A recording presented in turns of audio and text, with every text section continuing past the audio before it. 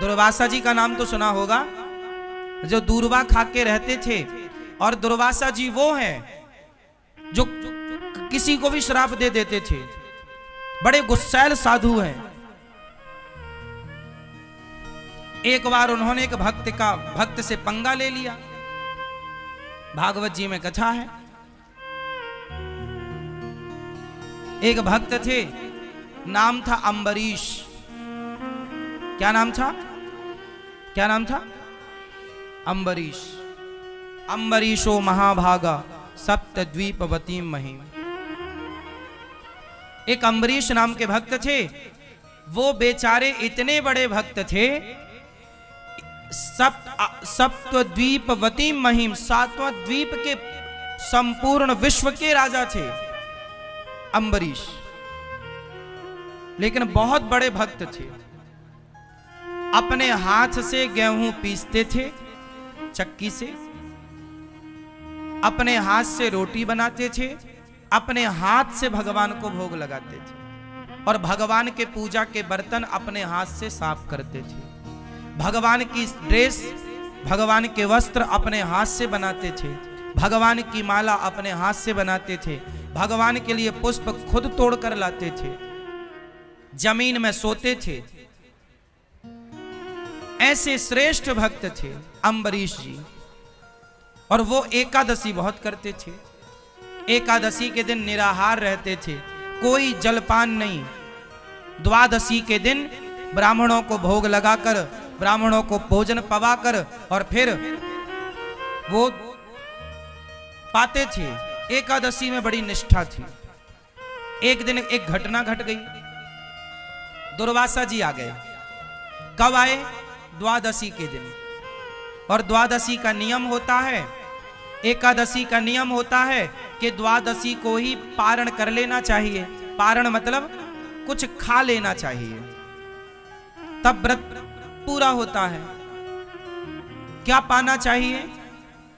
कभी जगन्नाथ जी जाया करो तो जगन्नाथ जी में वहां सूखा चावल मिलता है प्रसाद में, गुलाबी कलर के कपड़े में लिपटा हुआ मिलता है वहां, 10 रुपए 20 रुपए में। वो जगन्नाथ जी का प्रसाद वहां के भक्त ना सुखा लेते हैं। भात होता है ना, भात चावल सुखा लेते हैं, फिर उसको 10 रुपए 20 रुपए में प्रसादी बिकता है, वो ले आया करो। और जब भी एकादशी आया करे तो जगन्नाथ जी का वही चावल के प्रसाद से द्वादशी को व्रत पूरा किया करो। द्वादशी को, एकादशी को चावल नहीं खाना चाहिए, पर द्वादशी को चावल जरूर खाना चाहिए। और कौन सा चावल? इस धरती में सबसे श्रेष्ठ चावल क्या हो सकता है? जगन्नाथ जी का भात सबसे उत्तम। जगन्नाथ के भात को जगत पसारे हाथ। भगवान जगन्नाथ जी का प्रसाद सबके घर में होना चाहिए।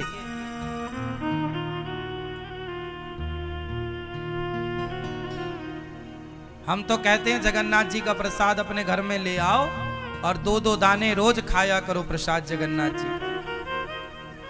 मिलता है ना, आप में से कितने लोग जानते हैं सूखा चावल मिलता जगन्नाथ जी में? हाँ, कभी जाओ तो जगन्नाथ जी से ढेर सारा प्रसाद ले आना। चावल सूखा हुआ बनाते हैं ना चावल, फिर उसे सुखा लेते हैं धूप में, फिर वो बिकता है। तो दुर्वासा जी द्वादशी के दिन आए। उस समय अम्बरीश ब्राह्मणों को भोजन करा रहे थे और त्रयोदशी लगने वाली थी, मतलब तिथि बदलने वाली थी। अब तिथि बदलने के पहले आपको पारण करना पड़ता है। अब दुर्वासा जी आए तो अम्बरीश जी ने कहा महाराज आप भी पाओ। बोले मैं नहा के आता हूं। तो वो नहाने में जरा लेट हो गए दुर्वासा जी। तो अम्बरीश की तिथि निकली जा रही थी, तो अब साधु भूखा पड़ा है घर में, तो कुछ खा तो सकते नहीं, तो उन्होंने भगवान का चरणामृत पीकर अपने व्रत को पारण कर लिया।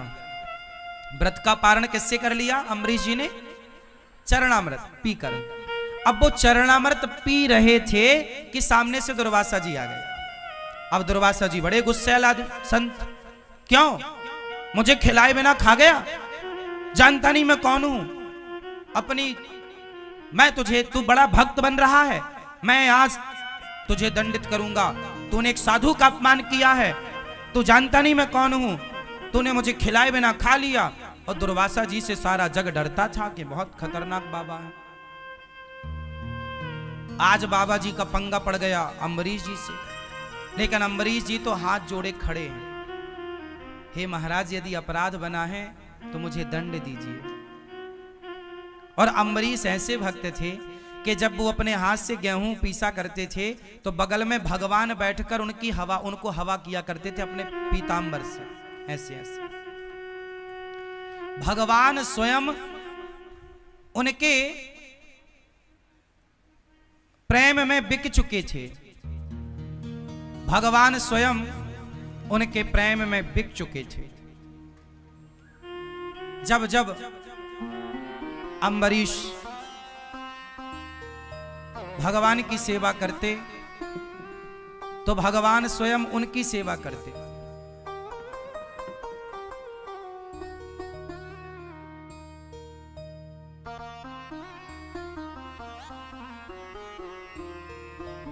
अम्बरीश उनकी सेवा करते और भगवान उनकी सेवा करते। अब भगवान ने अपना सुदर्शन नियुक्त कर दिया था। सुदर्शन नियुक्त कर दिया कि तुम पर कोई संकट आएगा तो मेरा सुदर्शन तैयार रहेगा। अब दुर्वासा जी को गुस्सा आई कि तुमने मुझे खिलाए बिना खा लिया, तो एक बाल उखाड़ा अपना दुर्वासा जी ने और पटक दिया। और जब पटका तो उस बाल को पटकने से एक राक्षसी पैदा हो गई, नाम था कृत्या। उस कृत्या ने अम्बरीश को नुकसान पहुंचाने के लिए, खाने के लिए दौड़ी। और जैसे ही दौड़ी तो भगवान का सुदर्शन चक्र नियुक्त था, जाकर कृत्या को भस्म कर दिया। और सुदर्शन साक्षात भगवान है, इसलिए भागवत जी में देखो आगे सबसे क्या रखा है, यह सुदर्शन। इसलिए हम कहते हैं कि अपने घर में द्वार के ऊपर भगवान सुदर्शन को लगाइए। ये देखो सुदर्शन चक्र, ये बीच में तिलक, ये बीच में शंख, ये सुदर्शन, ये भक्तों के परम रक्षक हैं। भक्तों को जो नुकसान पहुंचाता है सुदर्शन चक्र एक्टिव हो जाते हैं। अम्बरीश को नुकसान पहुंचाना चाहा, सुदर्शन भगवान एक्टिव हो गए, कृत्या को भस्म की। और दुर्वासा जी को मारने सुदर्शन भगवान दौड़े। अब छोड़ूंगा नहीं बाबा, बहुत बड़ा बाबा बनता है, मेरे भक्त को नुकसान पहुंचा रहा। अब दुर्वासा जी भागे, हे ब्रह्मा बचाओ, ब्रह्मा बचाओ। ब्रह्मा ने देखा कौन आया, दुर्वासा क्या हुआ? बोले सुदर्शन चक्र लगा है पीछे। ब्रह्मा जी बोले निकलो मेरे घर से, हमारी ठिकाना नहीं है सुदर्शन से, तो निकलो। शंकर जी के पास गए, हे प्रभु बचाओ। शंकर जी बोले बाहर जाओ, अभी कोई गुंजाइश नहीं है, जिनका चक्र है उनके पास जाओ। अब गए भगवान नारायण के, हे प्रभु पाहि माम पाहि माम, हे प्रभु क्षमा क्षमा। भगवान बोले क्या हुआ? महाराज हम तो आपके भक्त हैं, पता नहीं क्या अपराध हुआ, ये सुदर्शन हमें मारे डाल रहा, जलाए जा रहा है, गर्दन काट देगा। भगवान बोले कि आपने किसका अपराध किया है? सुदर्शन जी बोले प्रभु इसने जो आपके आश्रित भक्त है अम्बरीश, उसे नुकसान पहुंचाना चाहा है बाबा जी ने, छोड़ूंगा नहीं। अब भगवान बोले तो फिर मैं भी सेवा नहीं कर पाऊंगा आपकी इस बार। अब दुर्वासा जी घबराए कि जब भगवान नहीं बचा रहे हैं तो अब कौन बचाएगा। अब दुर्वासा जी घबराए, चरणों में गिर पड़े, प्रभु आप बताओ मैं क्या करूं। भगवान बोले जिसका अपराध किया है उस भक्त से जाकर क्षमा मांगो, वो क्षमा कर देंगे तो ये चक्र शांत हो जाएगा।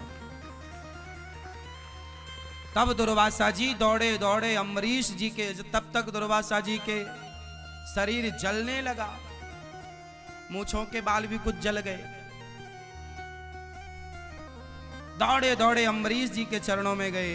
अम्बरीश जी ने देखा महाराज आप तो साधु हैं। अम्बरीश जी ने साष्टांग प्रणाम किया दुर्वासा जी को। दुर्वासा जी ने कहा हे अम्बरीश हमें क्षमा करो, हमने भक्त का अपमान किया है, अपराध किया है। तब दुर्वासा जी के लिए अम्बरीश ने सुदर्शन भगवान से प्रार्थना की, हे सुदर्शन भगवान यदि मैं भगवान का अनन्य भाव से चिंतन करता हूं, मैंने भगवान के सिवा अपने हृदय में किसी को स्थान ना दिया हो, मेरे अंदर यदि किसी के प्रति छल कपट ईर्ष्या द्वेष ना हो, तो हे सुदर्शन भगवान आप शांत हो जाइए। सुदर्शन भगवान शांत हो गए और दुर्वासा जी की रक्षा हुई। तब से दुर्वासा जी को समझ में आया कि भक्तों से पंगा लेने का नहीं, भगवान से पंगा लोगे चलेगा, पर भक्तों से, जो आप लोग साधुओं का अपमान करते रहते हो ना, अरे वो बाबा जी तो पाखंडी हैं, अरे वो तो ऐसे हैं ना, सच्ची बताओ तुम कितना जानते हो? सुनी सुनाई बातें क्यों? और हमें क्या करना कि कोई कैसा है? भगवान है ना न्याय करने के लिए। रावण के साथ न्याय भगवान ने किया ना, उसे दंड मिला ना उसके किए का। द्रौपदी की साड़ी उतारी थी तो दुशासन ने, दंड मिला। ईश्वर के घर देर है, अंधेर नहीं है। तुम अपराधी मत बनो। इसलिए कबीरदास जी ने कहा है, ना काहू से दोस्ती, ना काहू से, ना तो हमें किसी की निंदा चुगली करना, ना तो हमें किसी की प्रशंसा करना। अच्छा कहना है तो भगवान को, और बुरा कहना है तो खुद को। हम बुरे हैं, बुरा जो देखन मैं चला। बुराई करनी है तो खुद की करो, बुराई देखनी है खुद की देखो, और अपने को बेहतर बनाओ। अपराध नहीं। और हमारे देश में 99% लोग यही करते हैं दिन भर, कि वो ऐसे हैं, वो वैसे, वो पाखंडी। तुम्हारी पड़ोसन रोज वृंदावन आने लग जाए, तुम्हारी पड़ोसन महीने में हर महीने वृंदावन आने लग जाए, माला जपने लग जाए, तुलसी पहनने लग जाए, तो पड़ोसन बोलती है पाखंडन है, बड़ी पाखंड रच रही है। हाँ, तो वृंदावन आ रही है, तुलसी पहन रही है, कृष्ण कृष्ण जप रही है, तो तुम पाखंड कह रही हो, है ना? और तुम जो रोज किट्टी पार्टी करती हो, लूडो खेलती हो मोबाइल में, ये सही है? तुम कौन होते हो किसी को पाखंडी कहने वाले? हो सकता है उसका भाव सच्चा हो, वो भगवान से सच्चा प्रेम, और झूठा भी हो तो वृंदावन तो आ रही है, कौन से बियर बार जा रही है, कौन सा क्लब में जा रही है? वृंदावन तो आ रही है। तुलसी की माला ही तो पहन रखा है उसने, कौन सा अपराध कर रखा है? राम राम ही तो बोल रही है, कृष्ण कृष्ण ही तो बोल रही है, राधे राधे तो बोल रही है, क्या गुनाह क्या कर रही है? तुम्हें तो बस बोलना है, मुंह फट हो, कुछ भी बोलना है। भगवान मेंढक बनाएंगे तुम्हें अगले जन्म में, टर टर करती रहना, फिर बहुत टर टर करती हो, कुछ भी क्यों बोलना है?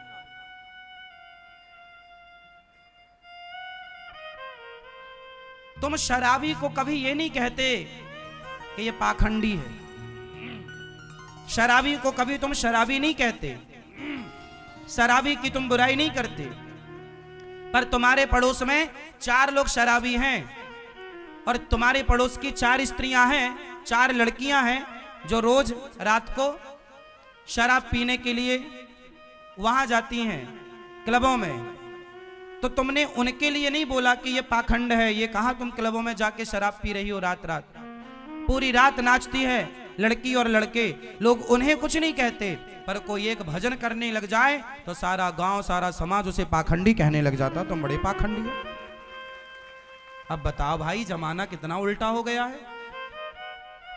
जो खुलेआम गलत कर रहा है उस गलत को कोई गलत नहीं कह रहा है, पर कोई सही करे तो सही को लोग गलत कहते हैं। अब ये कलयुग ही नहीं तो क्या है?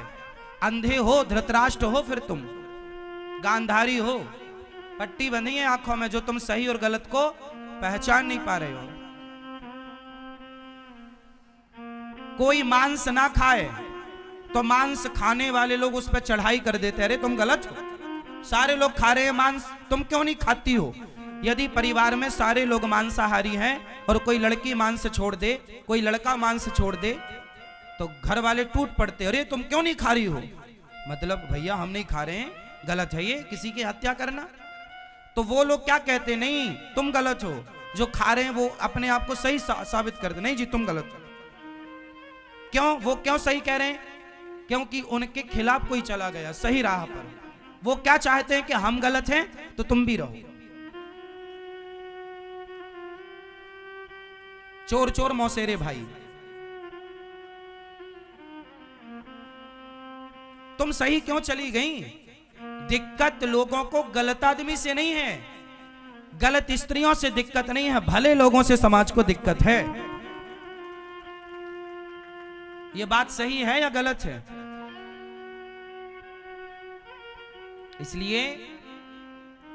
इसलिए दुर्वासा जी ने किसका अपराध किया? जोर से भगवान का या भक्त का? तो आप लोग भी, यदि कोई वृंदावन से जुड़ी स्त्री है, कोई वृंदावन से जुड़ा पुरुष है, और यदि वो वृंदावन के प्रति श्रद्धा रखता है, भगवान कृष्ण राधा रानी के प्रति श्रद्धा रखता है, और यदि आपने उसे पाखंडी कह दिया तो तुम्हारे सारे पुण्य उसके पास आ जाएंगे और उसके सारे पाप ट्रांसफर कर देंगे कि तू पाप भोग भैया।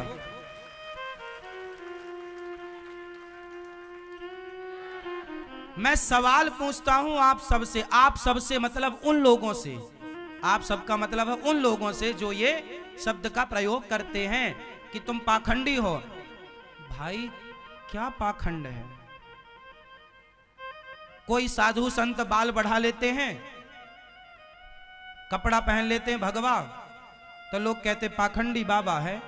अरे भाई, भले पाखंड से ही सही वो राम राम तो जप रहा है।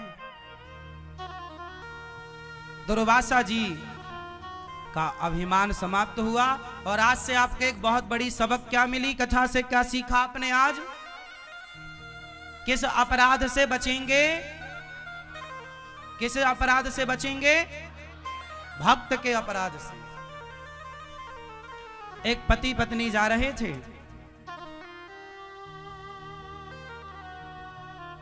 तो एक साधु पीछे से आया, बारिश का समय था, सड़क के गड्ढों में पानी भरा था, तो समझ में आता नहीं है कि यहां गड्ढा है कि यहां समतल है, लेवल है।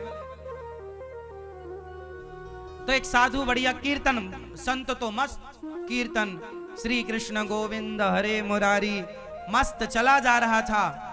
अच्छा, वो पति पत्नी इस तरफ से जा रहे थे और वो साधु अपने लाइन से इस तरफ जा रहा था सड़क में। तो साधु बढ़िया नाचता हुआ जा रहा था। तो साधु जब उचका और उचक करके जब गिरा तो उसके पांव गड्ढे में चले गए, और जब गड्ढे में गए तो पानी भरा था, कीचड़ था, और जब पानी में गए तो पानी की कुछ छींटे बूंदें उचटी, और जाके उसके पति पत्नी जो जा रहे थे, तो उस पति के सफेद कलर की शर्ट पहन रखी थी उसने, तो वो कुछ छींटे जा करके उसकी शर्ट में गिरे।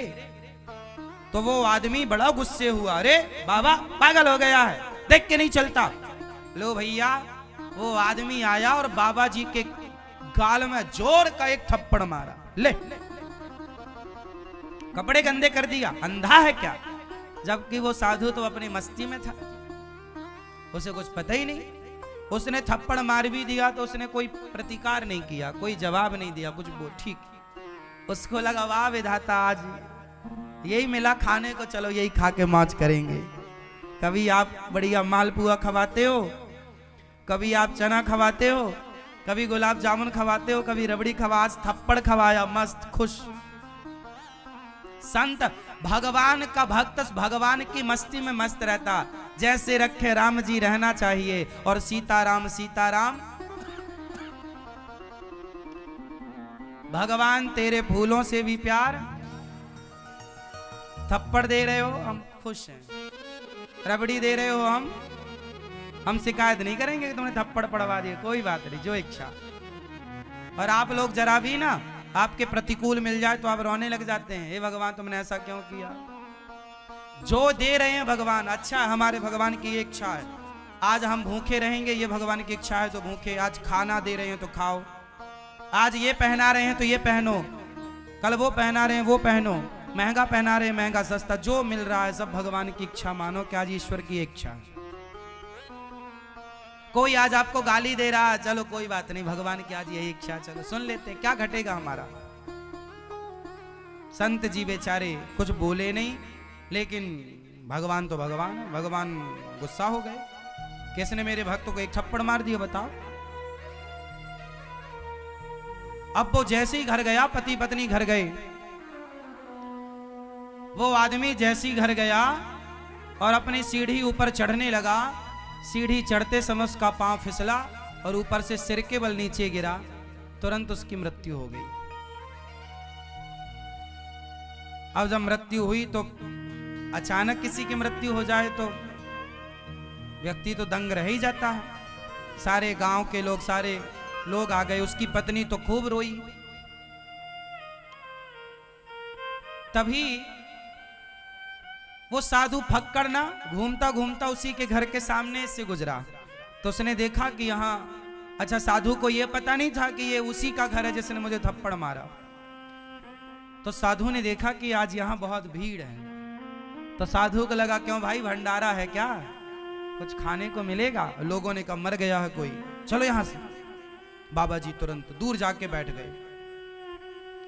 उसकी पत्नी रो रही थी, तो इस दृश्य को किसी ने देखा था, तो वो समझ गया कि साधु किसने मारा है, इसलिए ये मर गया।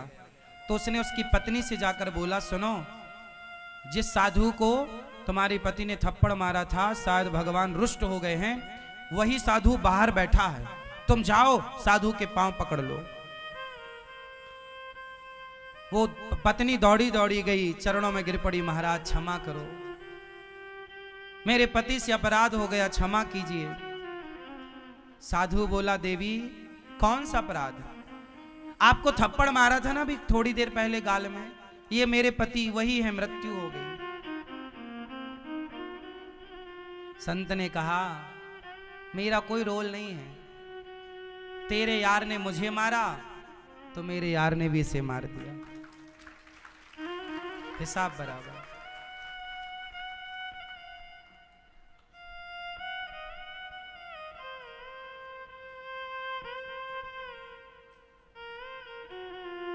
भगवान मैं कुछ नहीं कर सकता, मैं थोड़ी भगवान हूं, मैं तो भगवान का दास हूं,